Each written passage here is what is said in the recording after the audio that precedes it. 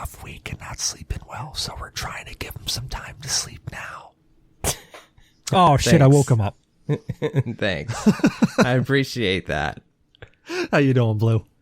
I'm not doing too bad. All things considered? All things considered, I'm alive. I'm thankful. Hurrah. How about you? You know what? God damn. It's been a roller coaster of a week. First off, I had to reposition my mic because I'm an idiot. No, it's been a roller coaster of a week. Like I had a great work. I say a great work week. I got a shit ton done. You know how you have those weeks where it just feels like no matter what you do, you don't ever get enough done, and you just feel like, like one step forward, two steps back. Yep, I know that feeling. Yeah, so that's like where I've been. It just seems like every time I think, okay, I'm making progress, then I start peeling the onion back a little bit more, and I'm like, holy crap, there's so much more here that I just didn't see. Like, not to complain, but when I first got there, the servers that I'm responsible for were not even patched. Like, past 2016, they weren't even patched. And it was just like, I don't know if you ever looked at just like a project and you're just like, oh my God, like they haven't been touched, and I've got to get them up to at least semi-recent before I can even start making a plan to keep them current. And it's just like such a daunting task, and I've been working on it for so long that it's just like it gnaws on me. But I've been doing my normal thing and been slowly working on, what I can, getting little bite chunks here, bite chunks there, bite chunks here, bite chunks there. And I'm starting to see progress.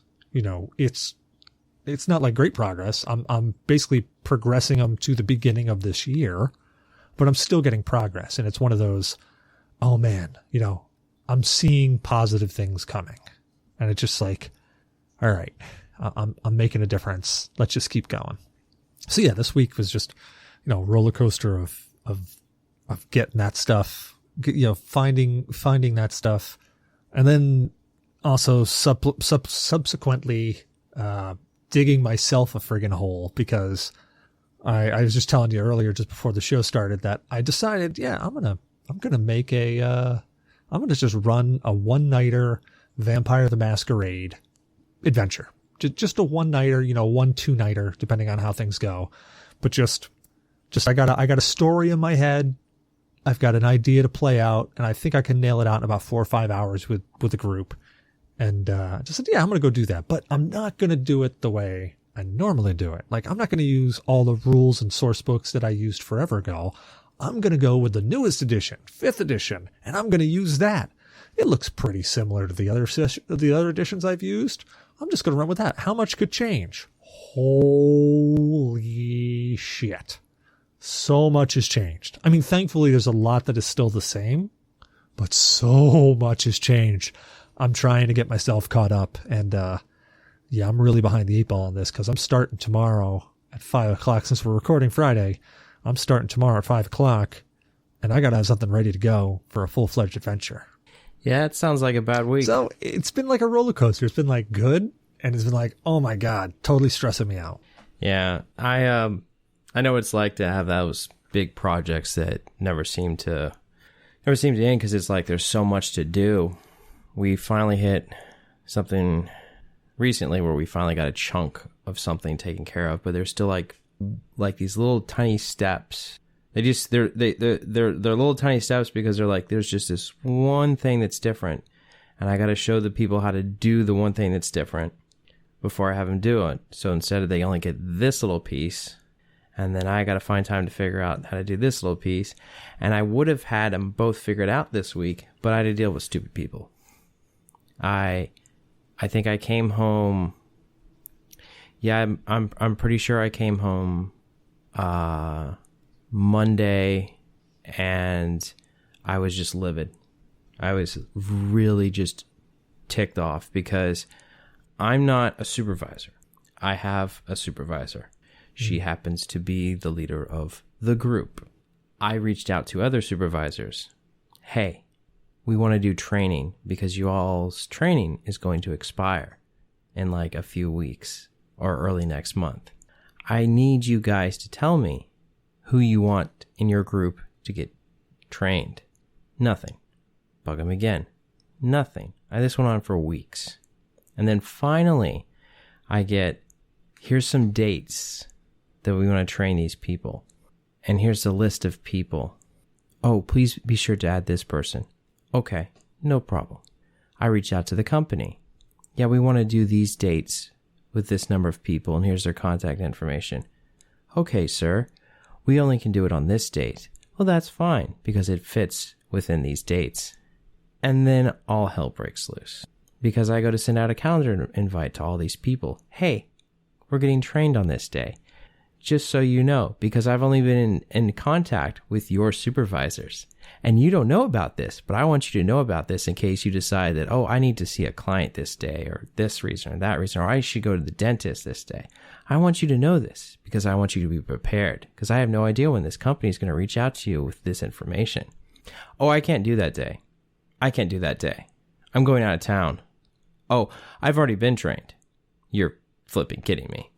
I had to go with my hat in my hand to this company. Hey, I'm an idiot, and we're removing these people.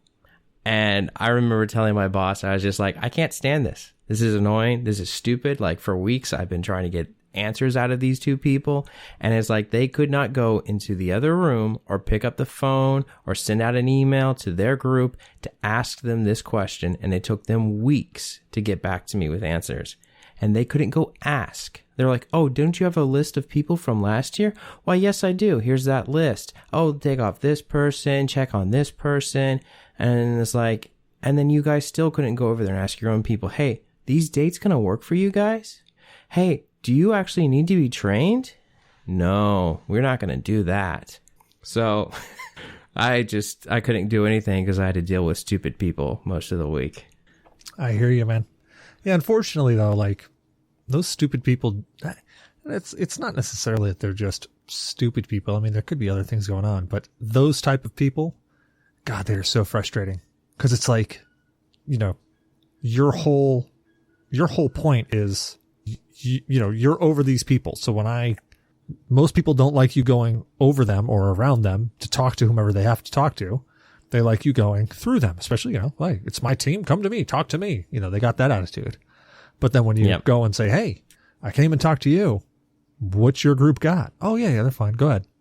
And then you get that type of response of, oh, well, I can't do that. I've already been trained. Oh, I'm out of town. Yeah. Why did I mess with going through your supervisor if they're not disseminating this information to you in the first place? Like, seriously. Or why didn't your supervisor look at the calendar that he has access to, because I can't look at your calendar? Oh, yeah. There's always that, too. Yeah. It's like, you're kidding me. I like these people. I like them. They're nice. But it was just like, seriously?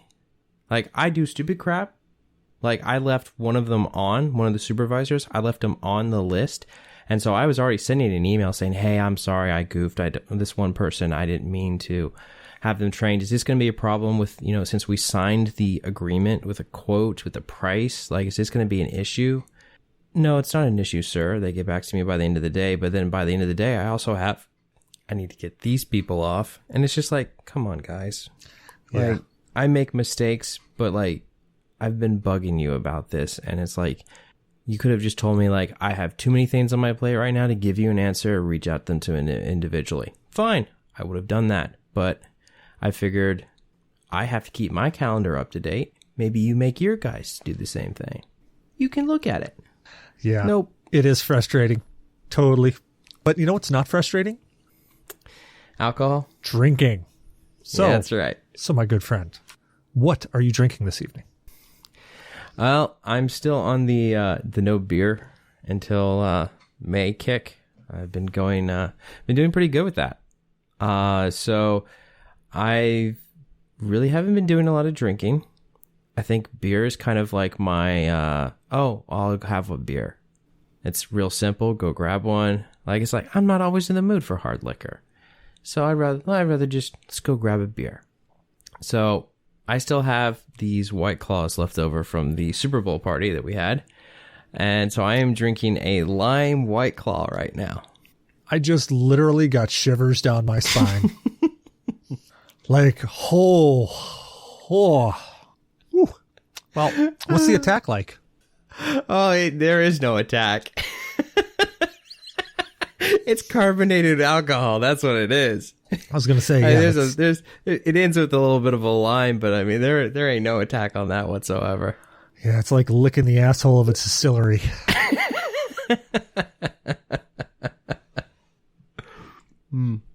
Well, what about you, sir? Are you actually drinking tonight? I am actually just finishing off a little bit of a bottle of ginger spice whiskey, misunderstood ginger spice whiskey. Oops, and I'll smack that. And I literally mean I don't even have a glass. I'm just drinking it out of the bottle. You are severely misunderstood. But it's a really nice whiskey. If you haven't had it, it's hard to describe it. It's got a nice warm burn to it. Like it's not a nice warm burn. The attack is really spicy. It's got a very, very prominent, ginger flavor. Really goes great in, well, actually it goes really great in apple cider. Eggnog it goes really good in as well. I haven't tried it. I did try it in Pepsi, or it might have been, Coke Zero. I did try it in that, and it was okay. It wasn't great. It was okay. But honestly, probably the best way I like this whiskey is just straight. Not even chilled, neat, warm temperature. It's got so many great flavors. The attack, as I said, full on ginger. The rollover, it's so smooth. Like, it's disturbingly smooth. The rollover is just almost too sweet. It's like super smooth. And then you get like the very, that molasses-like flavor, where it's kind of like a molasses or syrup flavor in your mouth. And then as it goes down the gullet and it hits your stomach, it's like any other whiskey, it just hits like an A-bomb and just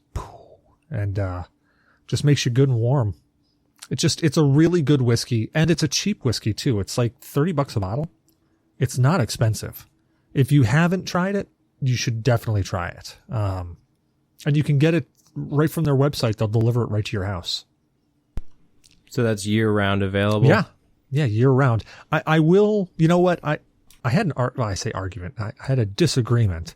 Not like we full out punch each other or anything. But we had a disagreement on, my wife was saying how this is, way more of a fall winter drink. And I'm like, no, man, this is totally all year round. I mean, I could see myself sitting out by the fire in summer with the, smoke coming off the fire, sipping on 2 knuckles worth of this. But as I'm sitting here drinking it again, I got to agree with her. And, don't tell her, because once she knows that I said she's right, I'll never hear the end of it. But I think she's right. I think this is more of a fall winter drink than a summer drink or a spring drink. It's still good, nonetheless. Yeah, I don't eat gingerbread cookies or ginger snaps any other time of the year except for around Christmas. Yeah, see, like, or the fall. I would love gingerbread anytime. Like, I love gingerbread. And that's probably why I put this in my head as being like an all year round, because I love gingerbread. I could eat gingerbread. Shit. I'd eat gingerbread right now. Like, you could just be plopping it out. Like, you can ask me any time of the day, any time of the night. You could ask me after I just ate a huge Thanksgiving meal. Be like, hey, you want some gingerbread? Yes, I would. I would love some gingerbread. Thank you, good sir. Yeah, but you said a Thanksgiving meal. What about like some other huge meal? Like, let's say, the meat sweats kind of. Oh yeah, meal. I'll still do gingerbread. You eat. Like, I'll be sitting there having the meat sweats and literally be shaking, and somebody will be like, hey, you want some gingerbread? And I'll be like, yeah. Like, are you okay? No. Are you going to make it? Debatable. That was actually the meat sweats with a whole lot of caffeine or meth, one of the two. Brazilian steakhouses. Well, dude, if you make it up here, we've got Texas de Brazil. I don't know if you've ever been to Texas de Brazil before. Yeah, we got a Texas de Brazil right here in Richmond. Ooh, doggy. Man. We did that 2 years in a row for the Christmas party with the company. It was great. That's an awesome friggin' company if they're taking you to Texas to Brazil, man. Because that's not a cheap. That's not a cheap place to go. That's like $45-$50 a plate. No, that was not. I mean, I don't know what we weren't allowed to have. I mean, there was the sausages they brought out. Oh no, you're allowed to have it all. Like if you either pay for the salad bar or the meat and the salad bar, like you get all the meat that comes out. Yeah. Okay. If it comes out on a spit, you raise your finger, put the thing over to green, whatever. They're putting it on your plate. Oh, right. And we got that, and I think we got like 2 drinks. That's awesome, man. Yeah, actually, it was funny. I was just I was talking earlier this week in chat. I found out I'm getting a bonus. I never in my life have actually gotten a bonus. Nice. Actually, my wife corrected me. My first year I worked up in New York for a place called Team Howard, I got a Christmas bonus. But I really don't think it was a Christmas bonus. I think it was hey, we got to give this guy more money because he's incredibly good and we don't want to lose him. Because I literally started there at, I think, $22,000 a year. Yeah. And by the time Christmas rolled around, they're like, hey, we're going to give you money. I'm like, thank you. And then the next year I got a raise. So it was like, they gave me money. And then the following year I got like a $5,000 raise. So I was like, okay, yeah, that wasn't really a bonus. That was hey, we should be paying you more, and we didn't, so here's more money. Well, that's a raise. So, like, a bonus is just it's a one-time, like, here's, like, an extra, like, $2,000 so that's what they did. Whatever. Like, I got, like, $1,200 at Christmas time. But then as soon as the new year rolled around, I think it was, like, mid-January, February, I got an official raise. Okay. So what about now? Is this a raise so this is an or is this actual a bonus? I actually got a bonus. It was based on performance and a whole bunch of other crap, but I actually got a bonus, and it was bigger than like a $25 Walmart gift card. So, see, I don't know how I feel about bonuses because I think I'd rather have the raise because the bonus when it hits, that's more taxes that you have to pay. And it kind of depends on like because like if you work too many hours, you can actually like make a little bit less. It depends on where you fall in a tax bracket. But I've done that before where I've worked too many hours and I ended up taking home a little bit less. Yes. So that's where it comes in weird. But with a raise, you would also be paying more taxes if it brought you up a tax bracket. Yeah, but it has to put you in that bracket first. But you're going to be paying more taxes anyways because you're going to be making more. So more, the percentage that they take out automatically takes more out. It's like if you're making $100 and they take 20%, then $20 is coming out.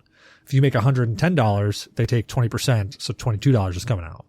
Yeah, but it just depends like where it puts you. Like if it's just enough to like keep you from like going too much into that in the next bracket, then like for that paycheck, like sure, give me a bonus. But if it's not going to put me in the next bracket, but if it is, then I'd rather have it spread out. Because then I'll stay in one bracket and I'll lose. They'll take 20% instead of taking 23%. So it's really weird how that works out because the tax bracket you're in ends up your total that you make, not per paycheck. So they like when you make your deductible or your deductions and all that crap, they take out however much is calculated from those deductions or however much more you say to take out. It's at the end of the year if like that bonus actually tipped you over that scale and got you to a different tax bracket. I could be wrong, but I'm pretty sure that's how taxes work. Well, no, if you're right, then there's a paycheck that got screwed up back in 2013. Well, shit, man, you better go to that company and be like, you fucked up. I want my money. Please tell me it's more than $2. I'd have to find... I have no idea how much it would be. I have to go find that pay stub if I even have that. Well, the positive part about it is that even if they screwed up on your pay, like if let's say they took too much taxes out of you, when you record all of that on your tax paperwork at the end and you do your taxes, you end up getting it back. Like maybe not all of it, but you end up getting whatever of it back. Oh, yeah. Because you can take more out of your check each month or each paycheck and have more come out for your taxes. Like you can put in an extra $100 each paycheck. And that literally goes into your taxes, and you literally just turn the federal government into a 0% like savings account that you get back in tax time. I actually know people who do that, And I always look at them, I'm like, why do you do that? You could take that money and put it into a CD for a year and make money. Granted, you're making a couple bucks, but you're still making money on it. Yeah, but you still have to pay taxes on that. But you still have to pay taxes on it when you get it back from the government. Especially if you itemize, because then if you itemize, then they not only tax that, but they send you like a 1099-G or whatever, or 1099-R. I don't know, it's so many friggin' forms out there, but they send you a 1099 basically saying this is how much you owe from last year that we paid you, and you have to pay that this year. It's like, Christ. Yeah. I don't like those. Full I don't disclosure, like when I gotta pay 'em we are back. not tax accountants here. Please do not take anything we say as gospel, as we're probably bullshitting. Ding. Yeah, we are. We are bullshitting. Yeah, which reminds me, I have to that's do all my right. You got to taxes. legal first. Yeah, I usually get it done earlier, but I was waiting on a tax document to come in from some other source that needed. Well, I got to file. Fun part is figuring out my wife, because she was a salary employee or whatever they refer to it, and then she became a 1099 employee at the end of the year. So I got to figure out if she's even made enough money to actually file. Well, if you file jointly, then it won't matter. Because you just add it all together. Yeah, but it's well, it all depends on how much you screwy. make and how much she makes. It might actually behoove you, because if she doesn't make that much, but you make enough that if you filed singly, that it would jump you up to a next tax bracket, but you filing together doesn't jump you up that next tax bracket in the marriage column, it might actually behoove you to file together, because it'll keep you down in that lower tax bracket. I have no clue what you actually make. That all comes to you and figuring all that out.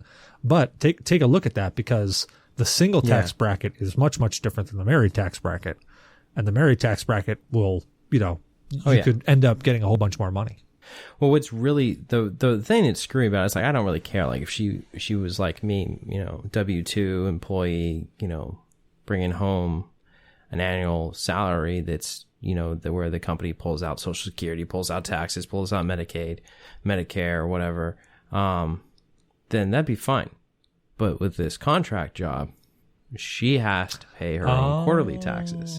So I'm like, how is this all going to shape up? It doesn't hurt you to like put all the numbers in and look at how it would look out if you filed jointly versus if you filed separately. Because when I was doing contracting, I had them take out all that stuff out of my paycheck each time. Like I was a contractor, but I just said, take out this much and send it to the federal government. Yeah, she doesn't have that option, unfortunately. But oh well. Anywho. State of games. Yeah, we probably should State do of that, games? shouldn't we? Well, I'll go first, since I literally already told you what I've been doing all week. My state of games has been nothing but researching and reading Vampire the Masquerade 5th edition, which technically is a game. I just haven't played it yet. Actually, it's kind of nice. Because after, the pandemic hit last year, and we pretty much stopped the G.N.A. Misadventure League just because people couldn't get together. And some of the people just didn't really care for online D&D. So, that pretty much just kind of flatlined and faltered there. I still got all the audio from a whole bunch of sessions that I still got to edit and pump out there, which I eventually will. I say eventually, it'll probably be like 14 years from now, but I'll eventually.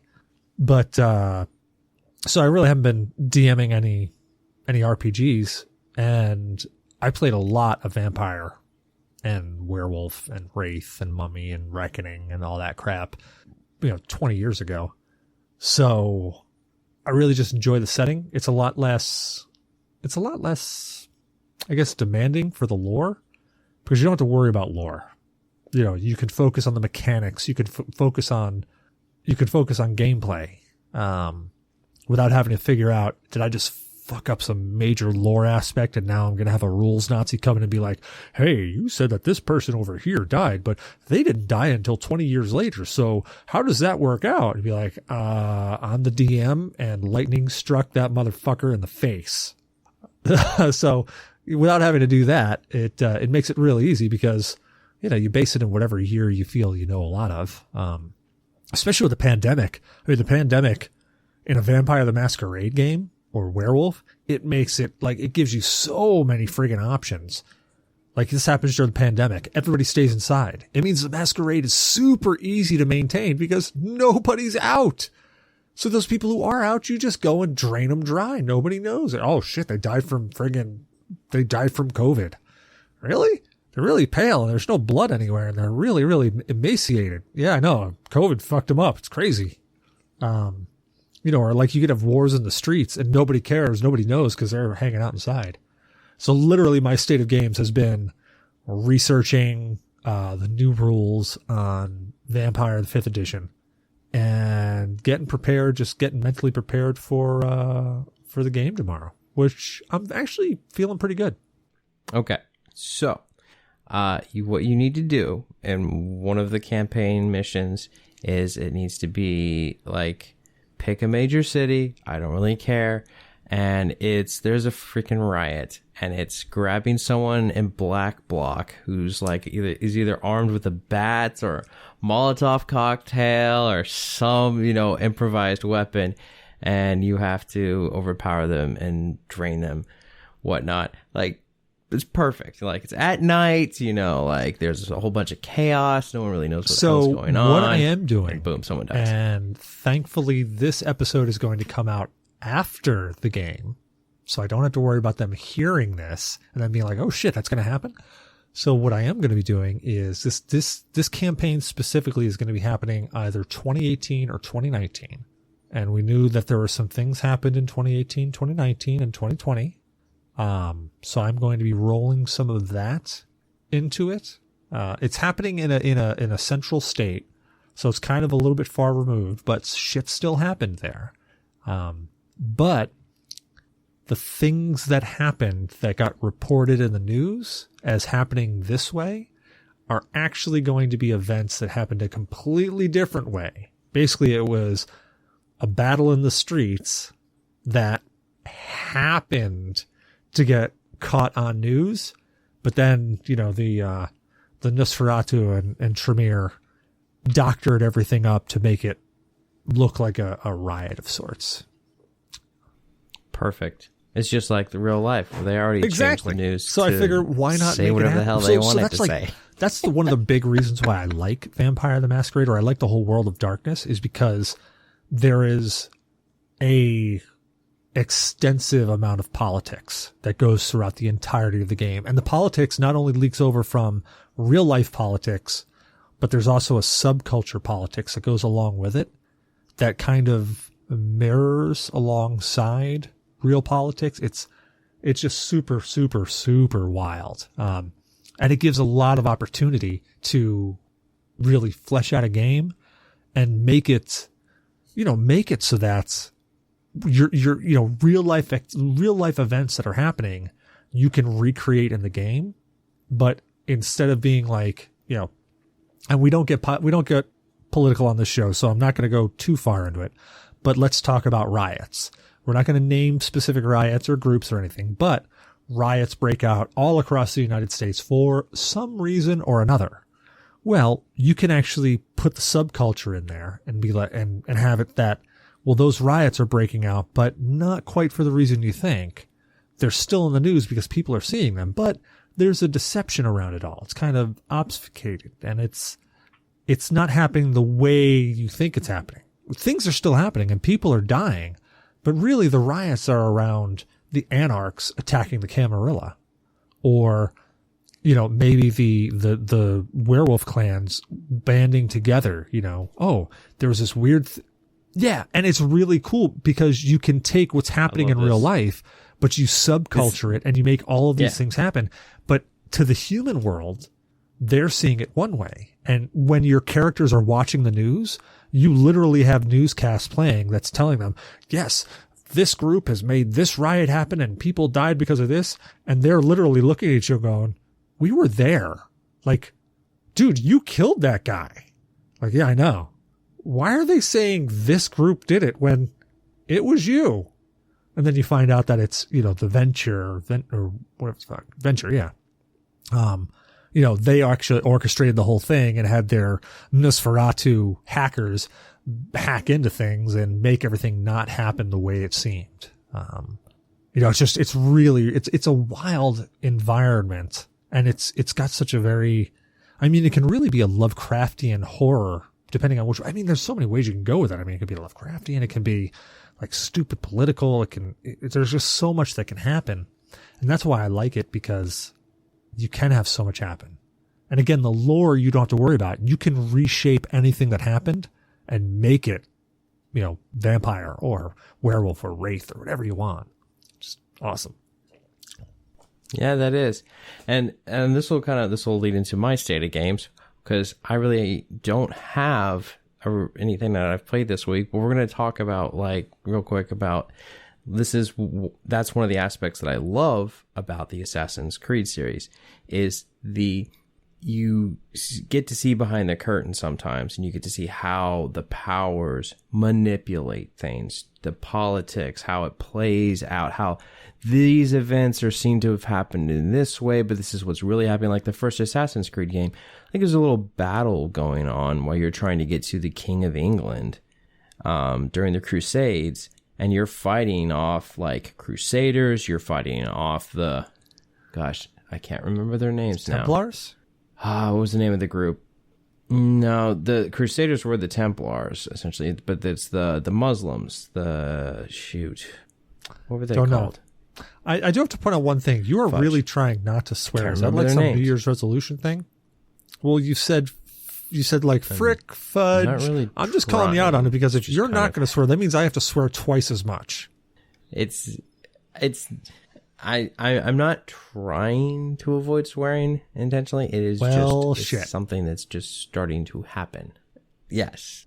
I still do curse every now and then, but we gotta get some White Castle and whiskey in you. That cursing will come right back. Well, but anyway, so you're going through this battle and you're fighting off Templars, or you're fighting off, English soldiers, you're fighting off the Muslims. They're not, I wish I could remember the name of the army.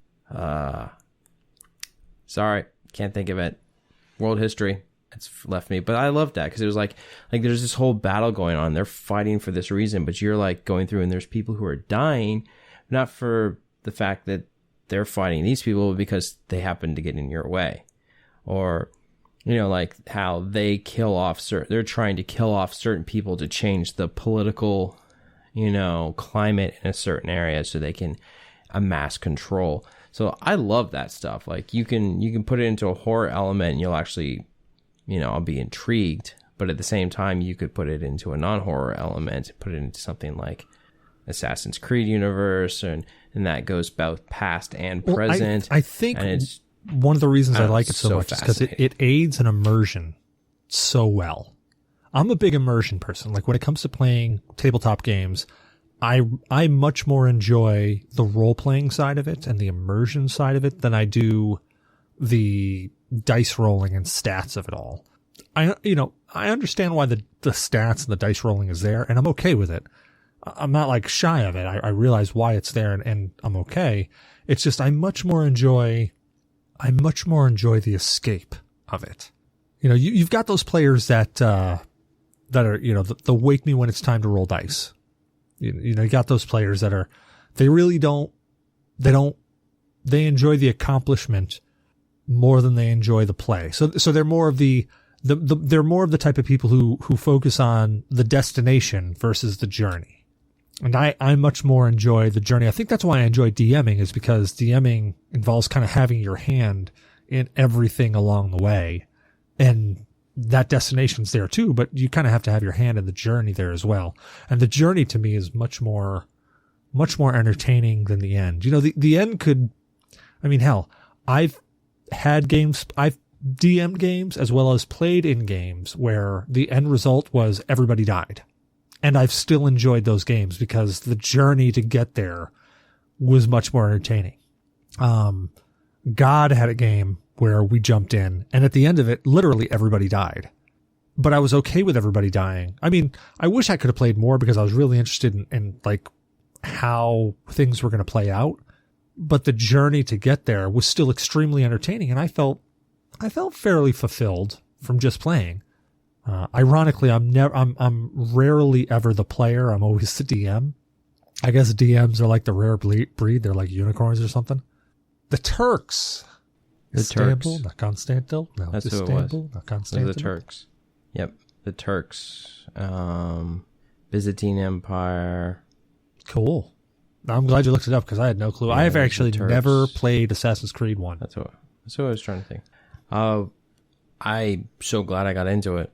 I mean, it was like I don't remember what trailer it was. I was like, oh, this is cool. This is, I mean, like Splinter Cell. There was like a gap or something was going on. Let's see, when was that first? Clickety click. Sorry for the When clicks, was, people, but they're not getting edited out. Assassin's Creed 1. So that came out in 2007. Tom Clancy's Splinter Cell Conviction came out in 2010. And then the last one was Splinter Cell Chaos Theory. I think it was Chaos Theory. Yeah, Chaos Theory came out in 2005. And so I was waiting for another Splinter Cell game to come out. I'm like, I want another stealth game. Like, I love this sneaking around. I love, like having control of the situation. Like, I loved it. But Chaos Theory came out in 5 and there was nothing. And then I saw Assassin's Creed and I was like, oh, it's Ubisoft. Okay. I've been pretty happy with Ubisoft so far with this, these games. So let's look at Assassin's Creed and fell in love with it. Heck, I think Rogue, Unity, Black Flag? I played Black Flag. I'm naming the ones that I didn't play. They were console based. I know there was one there was a China one, and they have some other mini version ones. But I played all of Black Flag. I played Syndicate, but I skipped Unity. I never played Rogue because I moved on to the next console by then. But I'm playing Origins. Odyssey I did not play because I haven't gotten through Origins. And then there's, of course, Valhalla's out now. But let's see, when did Odyssey come out? Odyssey was 18 and Valhalla just came out last year. I don't know. I feel like I'm moving too slow or they're moving too fast. So, but I got a little annoyed when they killed Desmond. I was like, okay, why does he have to die? And then I was like, all right, well, next game, Black Flag. Who am I? What's going on? And then it's like the next game is like, who am I and what's going on? That's like literally every day. Why do we keep every changing morning after who a I G.N.A. am? episode's recorded? I'm like, who am I? What am I doing here? I loved how they were like building up like Desmond's like ability to go out in the world and sneak around and stuff. Like, I mean, the last time that he was alive, which was in Brotherhood, I believe. No, not Brotherhood. Assassin's Creed 4, right? Is that what it was?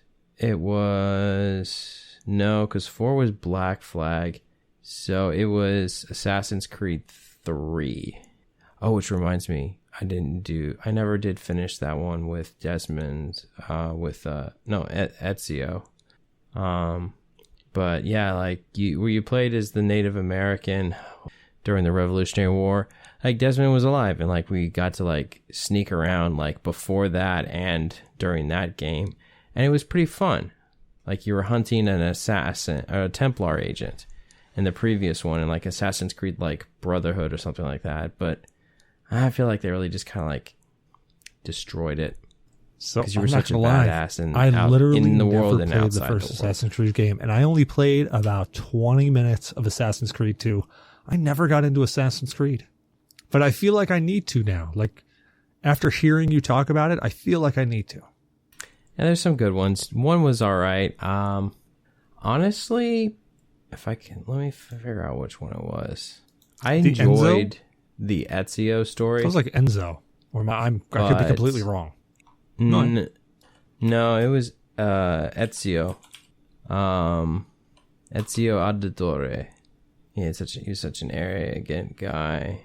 So he would state his name. I'm Ezio Auditore. Revelations. I never finished that one, but that was But the Assassin's Creed series with Ezio was really good. But I enjoyed 3. Played a Native American whose father was is a Brit. So you got to play as your dad, and you got to play as the little boy growing up, and then eventually becoming an assassin.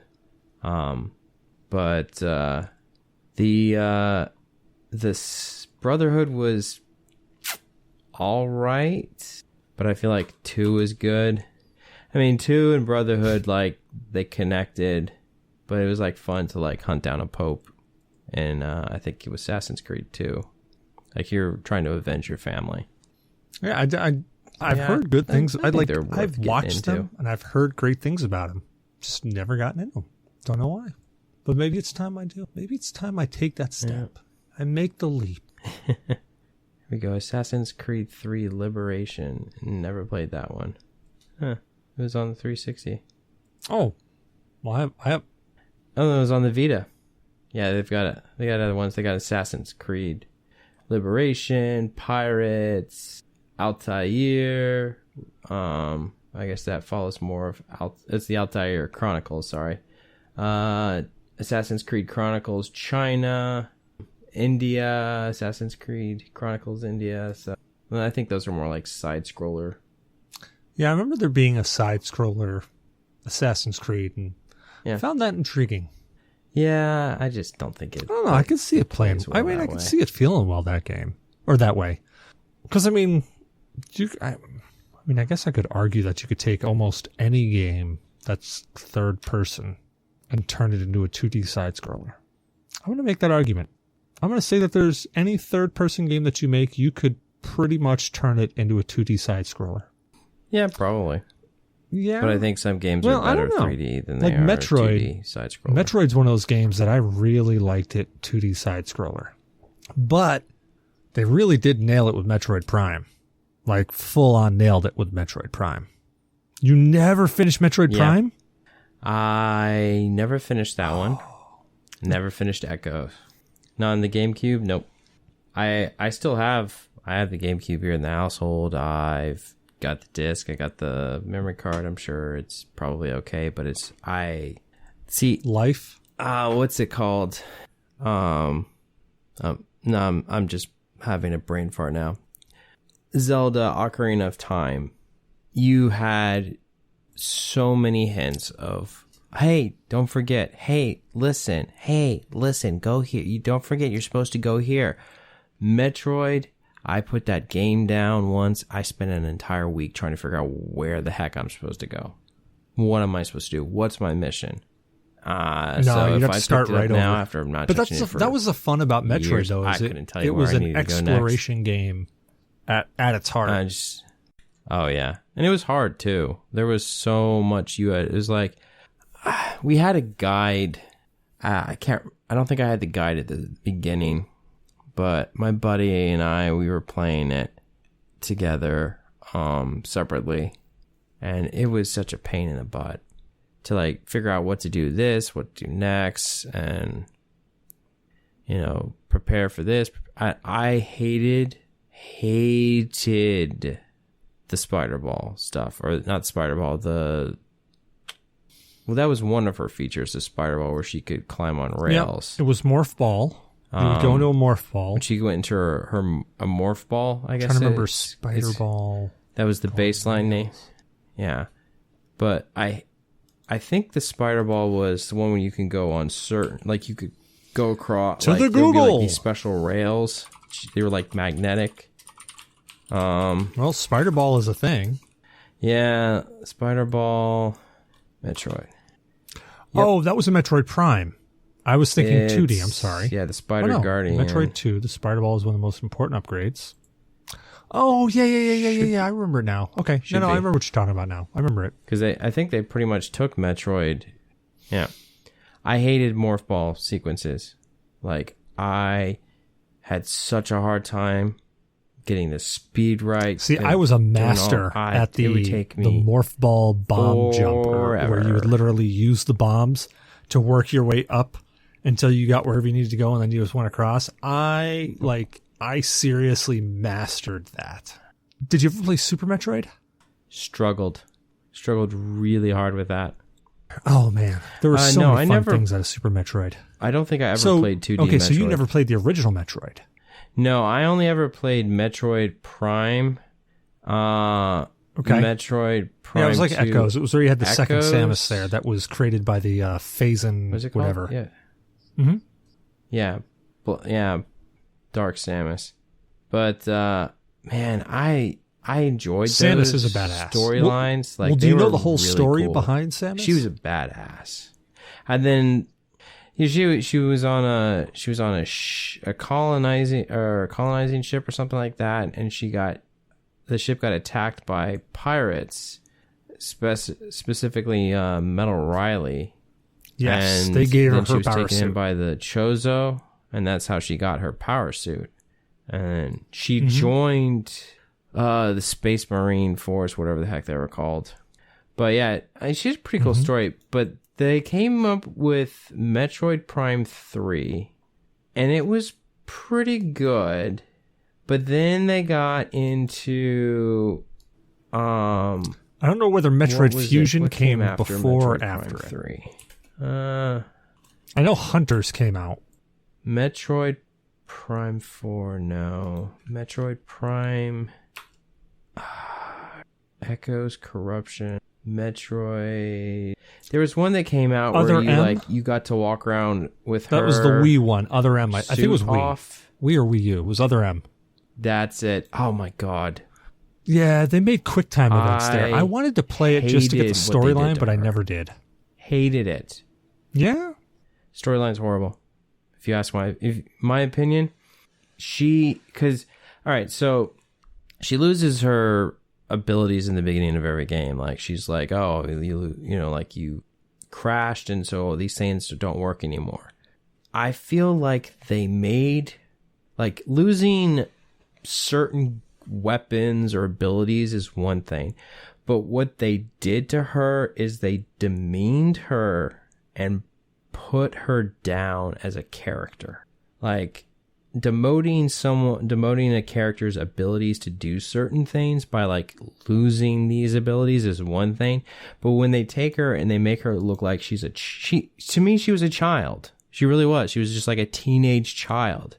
And like she had these inner dialogue sequences where she's like, oh, I remember this back in it's like being back in training again, and I feel so small and everything. Well, I was just like, no.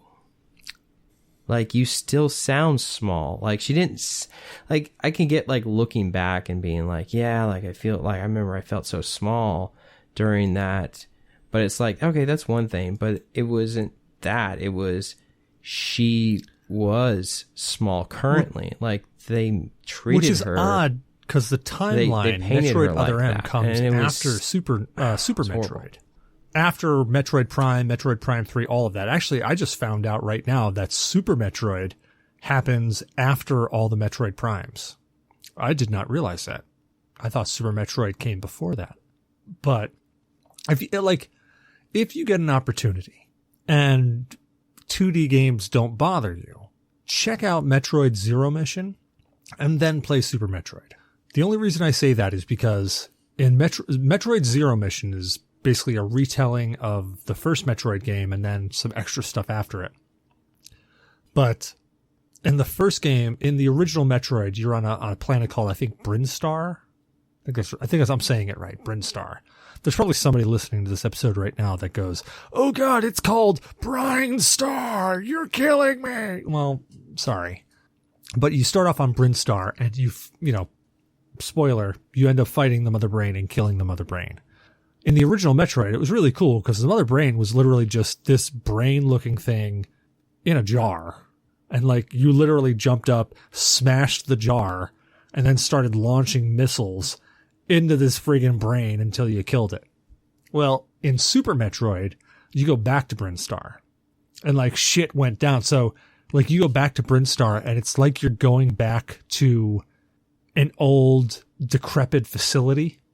Like, you literally go there and work your way down through the facility that you ran from last time. And it's all dilapidated and all this other shit. And you get down to where you fought Mother Brain the first time. And that actually leads you down into a whole separate portion of Brinstar, which is really cool. if you haven't had a chance to play it, they really are worth a play. And Metroid Fusion actually comes after Metroid Other M. I honestly thought, like, I'm looking at a timeline now. I honestly thought that it went Metroid, aka Metroid Zero Mission, Metroid 2, and then Metroid Fusion. Or sorry, Super Metroid. Sorry. Metroid Zero Mission, Metroid 2, Super Metroid, and then Metroid Fusion. But it turns out that it actually goes Metroid, all the Metroid Primes, then Metroid 2, then Super Metroid, then Metroid Other M, and then Metroid Fusion. I did not know that's how they were supposed to come out. Yeah. I remember I was a kid, I was like, oh man, this that's the thing, is that like Samus was always that very strong, independent female heroine. Huh. I say female heroine, that's kind of redundant. That strong, independent heroine. You know, she, like the first Metroid game, you're thinking you're going through and you're playing as a guy, and then at the end when it reveals, hey, this guy has boobs and is in a leotard. Wait, that's a chick! Like, that was a mind-blowing event. Yeah. Yeah, it was very, very, and in the Super Smash Brothers 64, it was kind of that's subtle. The cool part is that the suit itself, especially the earlier renditions of the suit, and I say earlier renditions, Metroid and Super Metroid, and even Metroid 2, like the suit, when you look at it, you could literally have anybody in that suit. Like you could have a guy, a girl, whatever. It's just, the suit was kind of androgynous. It's only until later that they started emphasizing portions of her body in it. But it's really disappointing to hear that in Other M, they really belittled her down, because like even in almost every game that I can think of where it starts, she's alone. Like she's literally by herself and has to go and figure out all this shit by herself. And there's nobody helping her except for Chozo statues that, you know, they've been long dead and they just happen to react when she gets close because of her power suit. Yeah. You know, in this one, like, she starts off and she's like with all these other Marines or whatever, and then like there's her old commanding officer, and it's just like, I feel like it was maybe they shouldn't have had her talk. Maybe that's that's one of the things, is that in all the other games, she really doesn't have a dialogue. Like, it's a story told by what happens and not by somebody telling you the story. Yeah, and like she has like this internal dialogue stuff, and it's just like, I just feel like, I don't know, it's just she was weak. She didn't seem badass anymore, and that just kind of, I watched it years ago, but that was the impression that was left. Life. You know, it's also sad. I heard that. The fact that's that EA sad. That's like Anthem's a kick big right in the revamp, cock. But it's like, going to keep the game running. Like, it's like, hey, we're going to make Anthem great again. No, we're really not. Yeah. We're actually going to do squat, but the game's going to stay going, so you can still play. Oh, man. Like, I wanted to get into that game, but I was waiting until they fixed it. And now I'm never going to get into that game. Uh-huh. Yeah. I haven't gotten back into that game since they delayed that first season thing, where I was just like, wow, this is pretty bad. And I think this article came from The Verge, and Taylor, you're very optimistic, because let's see, what was it that Taylor said? Anthem launched nearly 2 years ago, blah, blah, blah. With support for Anthem, BioWare's open shooter will not receive a second chance. It's quite... Okay, so with support for Anthem ending, BioWare's open world shooter will not receive a second chance. It's quite common for games to struggle at launch, but several have turned around thanks to frequent updates, which was the case for Final Fantasy XIV and No Man's Sky. Yeah, that's just like... Okay, let's be honest here. It wasn't just those two games. Destiny, The Division, like these big games, all... Like Destiny, when it launched, holy shit. Oh, yeah. I'm sure... Other than No Man's Sky, Destiny's launch was probably the worst launch you could possibly have had. Yes. I was excited to get back into, like, I remember reading about what little there was of the universe. Like, before I figured out that this person named Bife existed, and, you know, what was it, Guardian Radio and Warlock School. I was like, yeah, I'm really excited. This is great. Like, I loved, you know, like, I enjoyed the Halo stories. This sounds really cool. Space magic. Awesome. But yeah, it felt very short. I was just like, yeah, so I don't have time to tell you what's going on. And it's like, oh, that wizard came from the moon. Oh. So you're telling me we're going to the moon next, huh? Cool. Way to lay that subtlety in there. Thanks, guys. Great writing. Well, but then No Man's Sky came out, and it just made Destiny look like a superstar. Both of those games. You know, okay, so flopped on its face. I always say so before I'm going to try to make some profound statement. I always fall flat on my face. So, both Destiny and No Man's Sky, like their core mechanics of gameplay, were entertaining. To me, at least. Like, the gameplay in Destiny was entertaining. The fundamental gameplay of Destiny was entertaining. It lacked story. Just like No Man's Sky completely lacked content. But the fundamental portions of it, like in Destiny, it felt good to pick up a weapon, go run through, and smoke some Hive or Fallen in the face, or wreck some Cabal. It felt good. Like, everything felt good. Just like in No Man's Sky, jumping into your ship, repairing it for the first time, and flying and breaking Atmo, and then finally getting enough resources to make your way to a completely different solar system. Like, that felt good. Granted, it lacked a bunch of content. Just like, I mean, Destiny lacked content. No Man's Sky lacked content. But as time went on, they added that content in. And I mean, well, Destiny speaks for itself, since there's still droves of people playing it. And there'll probably be people listening to the podcast right now going, Destiny's a dead game. Well, if Destiny's a dead game, why do I keep seeing so many people playing it? If it's dead, why do I keep hearing so many good things about it versus shitty things about it? Same way with No Man's Sky. Everybody's complaining, well, the shit they're adding is really useless. Why are people still playing it then? Why are people buying it at full price? Because it's still full price. But anywho, that's just me getting ornery in my old age. But yeah, I mean, like, they came around and they turned it around. And The Division did the same thing. You know, The Division, when it came out, was really lacking. I won't say in story, because fucking Tom Clancy, anything with Tom Clancy's name on it, you're guaranteed to have some sort of story, and a whole lot of it. You just may not be able to like unlock it all right away. It might be a like pulling out your pubes with rusty pliers way of unlocking it, but you'll still unlock it, and there's a ton of story there waiting for you.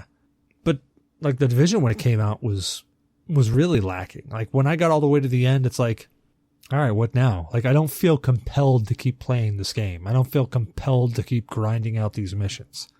I have that. I read that. I actually loved how all the story of The Division was written in notes along the outside, the margin of the page. So what Blue just held up was The Fall of New York. It was a Division companion or Division extra thing that came out. Oh, it's got the little map thing too. Yeah, they had it was real. I really enjoyed that. Yeah. Oh, what was that? No. It's not a map. Not a map. So this is why I'm on this podcast. The piece of paper you're holding in your hand that fell out of a book. This is why I'm on the podcast. All right, Indiana Jones, let us know what you found. Yep. All right, let me explain this to you. All right, so we have here in front of me the Bombshell Jackets podcast guest application that I forget who put this together, but I'm pretty sure it was Tahoe. And it's like, do you like The Division? Yes or no? And it's like your name, your gamer tag or PSN. And question 2, how many bottles of wine do you consume on average? Does excessive giggling drive you crazy? Do you sometimes fall asleep while other people are talking? Do you think Tink stinks? Would you be willing to go into Lady of Legends' basement?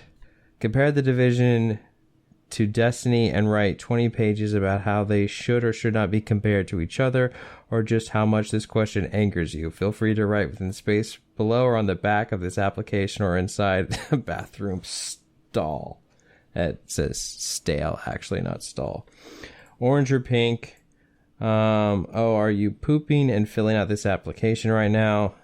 And it says, thank you. We look forward to having you your guest on the show.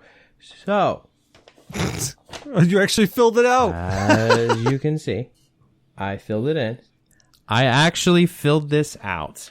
So I filled this out, and then I put symbols. Like I put the Triforce symbol upside down. I put hashtag orange is also cool. I have hashtag mushrooms. I have stuff written like in the corners, like on the back, angled. Like I mimicked how it was written in the collapse of New York, or New York collapse. And it's like you read through this thing, and it's written like you're supposed to read it like pencil, pen, red, like the order that like. I remember I read through this entire thing once, twice, and then like a third time based off of the colors. Like, because, like it's like new information that she gains and she writes it in a different color. But yeah, I filled that out. I scanned it in and I sent it to Tinks and Lady, and I got to be on the show. I think I'm on like episode like 8 or 9 of Bombshell Jackets. And then as a result of that, I think... did I do a show with... I don't remember if I ever did a show with anyone else. Before Grave like reached out to me after I started listening to all the stuff that was on their Ninja roster. Pancakes, like and it's their roster. And I remember I wasn't a huge fan of this show because it was like they were like all over the place. They're like here and there, here and there, here and there, here and there. I'm just like, oh my God, guys, can you all like focus? And then I was like, I put it on the shelf and I never touched it. And then I went back and started listening to it. And I was like, you know what? Actually, this show's actually pretty good. Like, I like the articles. I like, some of the jokes are funny here and there when you get them. Like, some of them are inside jokes, but I enjoyed, it. And so I wrote in. And then then Grave asked me to be on the show. And then I was on a show the second time. And then the next time someone asked me to be on the show was you. Here I am. So this little the piece origin of paper story is the of Blue. Start of it all. Yeah. Or how Blue got on the show. So if you hate the fact that I'm on the show, people feel free to blame Tinks and Lady. I can certainly say that I don't hate you being on the show. Thanks, bud. Awkward silence. No, man. Actually, there's I got to be perfectly honest, man. And this is not me blowing smoke.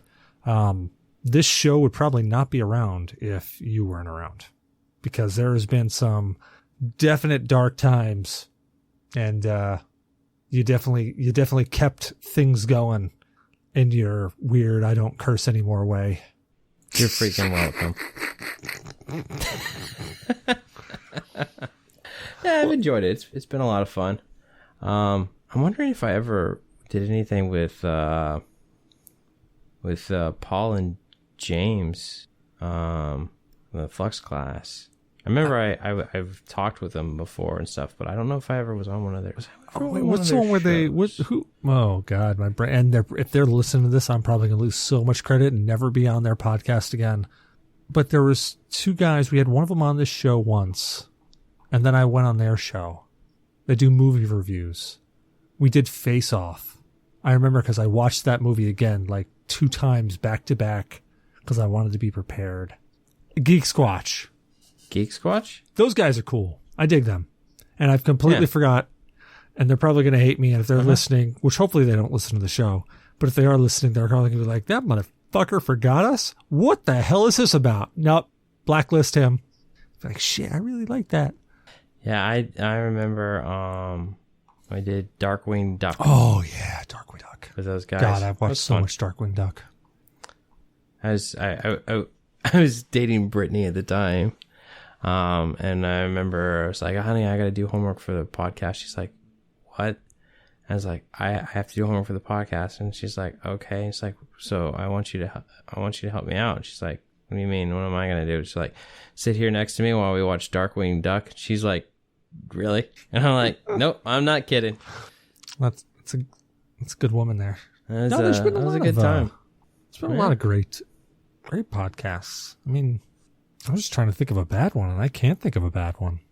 Like, they're all funny in their own way. Just like we're funny in our own way. We're just odd. We're weird. It's like we've turned into that old guys podcast, talking about crawling under the house and being pissed off at work.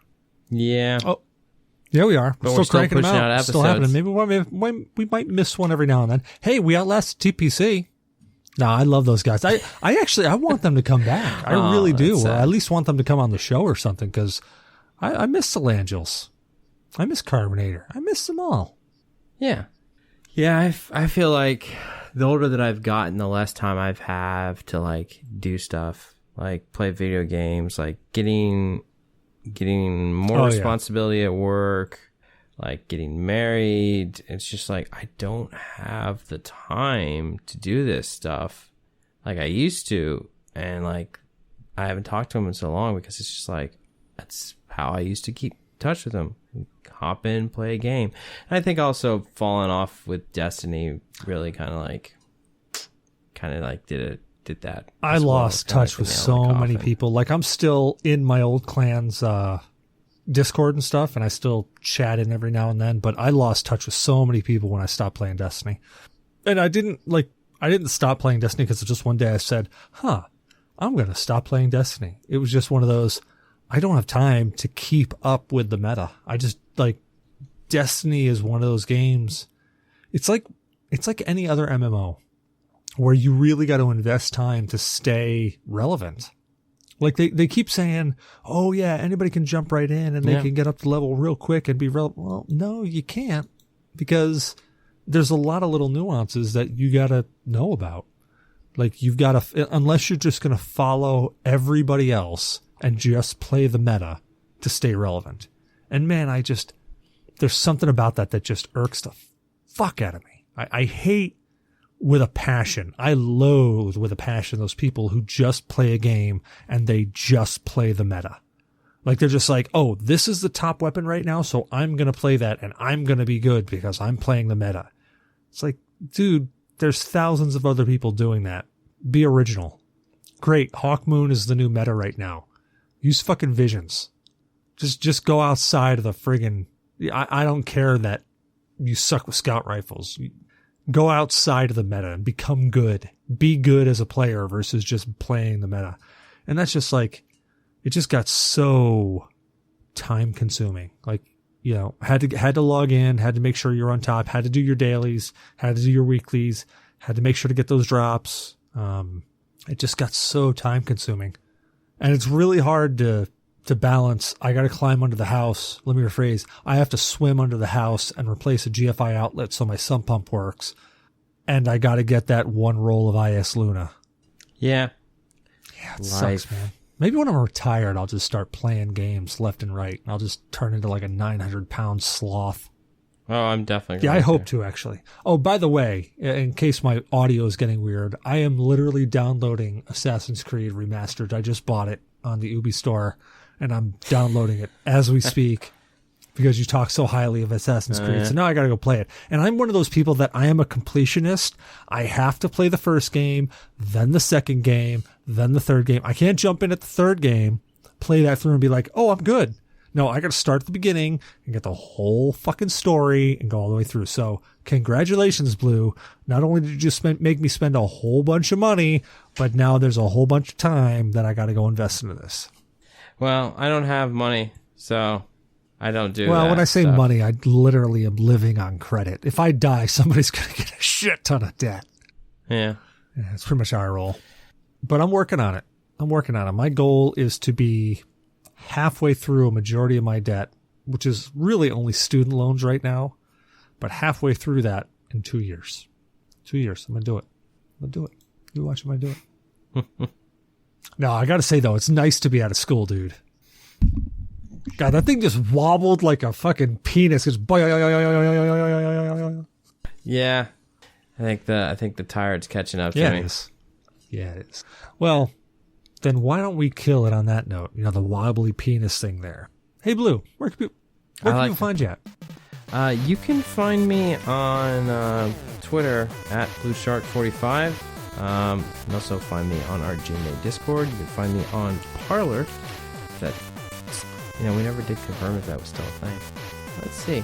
Well, confirm it. Like, you're the guy. Is it? Look, I confirmed Grindr was a thing. You got to confirm Parler. Hey, look, just be happy that we didn't spend an hour talking about my penis this episode. Yeah, that was such a lovely episode. I know, right?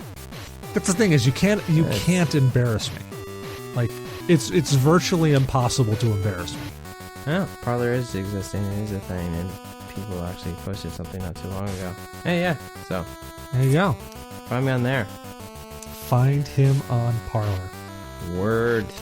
What about you? I'm Cecil Xavier, your host. You can find me on Cecil vs. Games on Twitter, Cecil Xavier everywhere else. Facebook, Ustream, sometimes with an underscore, sometimes without. You can find me on Steam. You can find me on PSN and Xbox. However, I don't have either one of those right now, so if you find me, I probably won't respond for like ever, because you can't get a hold of a PS5 or an Xbox Series X to save your life. Unless you want to pay like $1,200, and I'm not doing that. I did get a bonus, not spending it on that. Actually, we don't do anything else now. We don't have anime night. We don't have horror movie night. We stopped game show night. But we're probably going to pick some of those up after this whole pandemic thing kind of falls out. Because this pandemic thing really is it's killing my social life. Which means I should probably have more time to sit here in front of my computer, but I just don't. It's really weird. But anywho, we got a website, www.gnapodcast.com. If Damoc was here, he'd probably say something about www.G.N.A or www.let'stalkaboutcecilspenis-for-another-hour.com. But he's not here, so we're just going to go with www.gnapodcast.com. Send us an email with your threats, comments, whatever, at G.N.A podcast at GNAandyourdNA.1. I'd rather it be filled up with your emails versus some strange emails from a Nigerian prince saying they just need some money and they'll turn around and give us a whole bunch more money. Ironically, if you're that Nigerian prince and you're listening right now, we'd love to have you on the show. Just saying. Just saying. Well, Blue, thanks for hanging out with me tonight. Hey, it was a pleasure, bud. You have a good night. You too.